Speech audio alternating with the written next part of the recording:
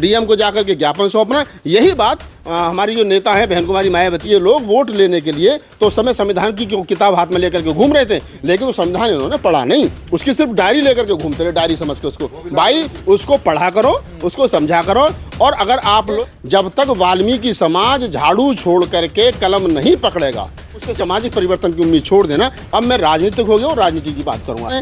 या समाज लठ लेकर रोड पर घूम रहा है, भंगी चमार को ढूंढ रहा है, चमार भंगी को ढूंढ रहा है। अजीब सिस्टम हो गया देश के अंदर। बाद में कौन किस सर देश में भारत बंद हो गया, जो सुप्रीम कोर्ट का फैसला है, आप भी इसमें शामिल रहे, पर आप बड़े निशाने पर हो लोगों के, क्या वजह है आखिर? किन के निशाने पर हूँ? आपके जो दोस्त हैं, आपके फिर मित्र हैं जो। नहीं, कौन से लोग हैं, नाम बताओ एक दो का, पता तो चले। आप निशाने पर हैं सर? क्या नहीं, निशाने पे रहना अच्छी बात है भाई, पीछे रहोगे, भीड़ में रहोगे, क्या फ़ायदा। आप अच्छा काम करके लोगों के विरोधियों के निशाने पे रहो, आरएसएस के निशाने पे रहो, बीजेपी के निशाने पे रहो। और तमाम वो संगठन जो इस देश के अंदर संविधान को नहीं मानते हैं, वो संगठन जो देश के अंदर असमानतावादी हैं, वो संगठन जो देश में भाईचारा नहीं चाहते हैं, अगर उनके निशाने पर राहुल नागपाल है तो है, इसमें कौन सी बड़ी बात है। तो हम आप क्या मानते हैं, भारत बंद जो है तो सफल हुआ था या फिर विफल हो गया? कुछ लोग कह रहे हैं सफल है, कुछ कह रहे हैं विफल है। जो ये कह रहे हैं विफल है वो इसके विरोधी हैं, और जो कह रहे हैं सफल है वो इसके समर्थक हैं, यानी वो संविधानवादी हैं, यानी वो आर्टिकल 341 का समर्थन करते हैं, यानी वो लोग हैं जो देश के अंदर प्यार मोहब्बत भाईचारा बना कर रखना चाहते हैं। अब जो लोग ये कह रहे हैं कि असफल हुआ है, तो उनसे पूछो कि उनके पास कौन सा पैमाना था नापने का जिससे असफल हुआ है। तो भाई कोई पैमाना तो होगा ना नापने का। आपकी नज़र में क्या हुआ? मेरी नज़र में और हमारे तमाम साथियों की नज़र में भारत बंद सफल रहा है, और जैसा भारत बंद हम चाहते थे सांकेतिक, वैसा भारत बंद हुआ है। हम नहीं चाहते थे सरकार के साथ या पुलिस प्रशासन के साथ में मुठभेड़ हो, हम नहीं चाहते थे कि किसी भी प्रकार से सरकारी संपत्ति को नुकसान पहुंचाया जाए, हम नहीं चाहते थे कि 2 अप्रैल के भारत बंद की तरह इस बार हमारे बच्चे शहीद हों। हम चाहते थे भारत बंद तो हो, रोष प्रदर्शन तो हो, लेकिन एक दायरे में और संवैधानिक दायरे में हो। ऐसा ना हो कि कोई मनुवादी उसमें भीड़ में घुस करके हमारे लोगों को नुकसान पहुंचा दे, क्योंकि 2 अप्रैल 2018 के भारत बंद के जो मुकदमे हैं वो अभी भी हमारे लोगों पर चल रहे हैं, जो एक बड़ा चिंता का विषय है। तो क्या ये लोग ये एक दिन पहले ही आपका खुद का बयान है कि वो जो है भारत बंद में ना जाए लोग, मतलब घरों से बाहर ना निकले। हमने ये कहा था, उसको पूरे वीडियो को आप देखिए, राहुल नागपाल ने ये कहा है कि हम भारत बंद का समर्थन नहीं करते हैं, वैसे भारत बंद का जैसा भारत बंद लोग चाह रहे थे, इसको उग्र बनाना चाह रहे थे। इस पर जिस प्रकार से भड़काऊ बयान, एक तरफ से वाल्मीकि समाज के भड़काऊ बयान आ रहे थे कि हम मिठाई बांटेंगे, दूसरे वाले कह रहे थे हम लठ मारेंगे, तीसरे वाले जंतर मंतर पर कह रहे थे 20 तारीख को जहां जाटव चमार मिल जाए उसके गले में जूतों की माला डाल दो। तो आप ये समझिए आंदोलन किधर जा रहा था। तो मेरे जैसे बुद्धिजीवी व्यक्ति की, बुद्धिमान व्यक्ति की ये जिम्मेदारी बनती है कि मैं समाज को नुकसान होने से रोकूं। तो इसलिए हमने 20 तारीख की शाम को ये बात कही कि भाई आप लोग घरों से मत निकलना तो शांति प्रिय निकलना,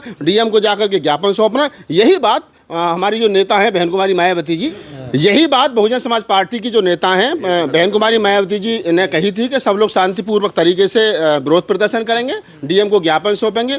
तो मैं तमाम उन साथियों को, चाहे वो बहुजन समाज पार्टी के हों, चाहे वो आज़ाद समाज पार्टी के हों, चाहे चिराग पासवान की पार्टी के हों, चाहे आरजेडी की पार्टी के हों, चाहे समाजवादी पार्टी के हों, चाहे क्षेत्रीय स्तर पर कांग्रेस ने जिस प्रकार से समर्थन दिया, मैं उन तमाम अपने घटक साथियों का, घटक मित्रों का धन्यवाद करता हूँ जिनकी। कांग्रेस का जिक्र किया, कांग्रेस पर हर कोई वक्ता सवाल खड़े कर रहा, खासकर जो दलित बुद्धिजीवी हैं वो भी कांग्रेस पर सवाल खड़े कर रहे हैं। जो कभी जिन्होंने वोट मांगे थे दलित समाज के कह के कि कांग्रेस को वोट दो, आज वो सवाल खड़े कर रहे हैं।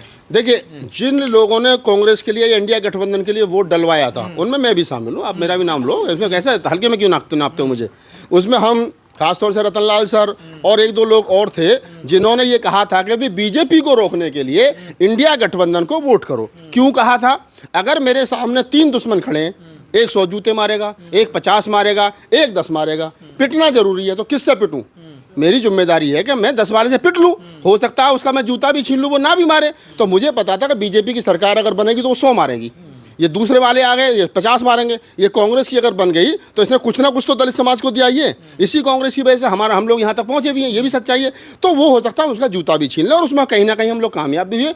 आज वर्तमान हालात जो हैं, जिस प्रकार से दलितों के हकूक़ पर कुठाराघात किया जा रहा है, संविधान के आर्टिकल 341 को तोड़ करके जो ये वर्गीकरण की बात सुप्रीम कोर्ट के द्वारा की गई है, इसमें कांग्रेस की खामोशी समाजवादी पार्टी की खामोशी, समाजवादी पार्टी के नेता धर्मेंद्र यादव का पहले ही दिन कहना कि हम इसका समर्थन करते हैं, इसका मतलब यह है कि ये लोग वोट लेने के लिए तो उस समय संविधान की किताब हाथ में लेकर के घूम रहे थे, लेकिन वो संविधान इन्होंने पढ़ा नहीं, उसकी सिर्फ डायरी लेकर के घूमते रहे, डायरी समझ के उसको। भाई उसको पढ़ा करो, उसको समझा करो, और अगर आप लोग सही चलोगे तो हम आपके साथ हैं। जब हम बहन कुमारी मायावती जी के गलत डिसीजन के कारण उनके खिलाफ जा सकते हैं, उनको छोड़ सकते हैं, तो आपको भी छोड़ सकते हैं। हमारा आपके साथ कोई परमानेंट एग्रीमेंट थोड़ी हो रहा है। हम अपने समाज के हक हकूक़ की लड़ाई के लिए वो हर काम करेंगे जिससे समाज मजबूत हो, जिससे समाज की आने वाली युवा पीढ़ी और हमारा आने वाला जो भविष्य है वो मजबूत हो। और इसके लिए राहुल नागपाल ने तो व्यक्तिगत रूप से कुछ मांगा नहीं, रतनलाल सर ने तो कुछ मांगा नहीं, ना हमने आज मांगा ना कल मांगेंगे। हाँ, ये सच्चाई है कि अगर मैं कल को राजनीतिक हो जाता हूँ